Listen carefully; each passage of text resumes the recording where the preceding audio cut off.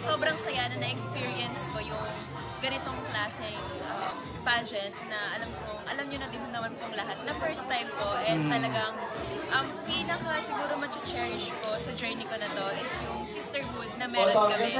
Sobrang the best and sobrang mamimiss ko yung mga activities na nagawa namin and sana after the pageant magsama-sama pa rin kami mga Binibini sisters at makabisita pa rin sa BPCI of course. Anong support ni Maha sa pagsali mo dito? Pagsali mo. Sobrang supportive po sa lahat ng bagay naman. Si ate laging nandyan sa akin na sumusuporta in every way na kaya niya.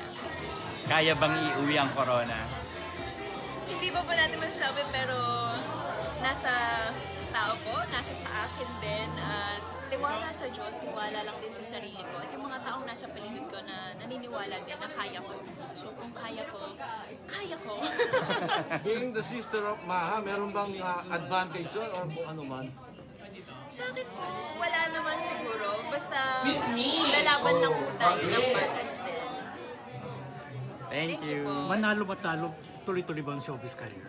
Yes, manalo matalo. Parang dun po talaga yung ginusto ko ever since.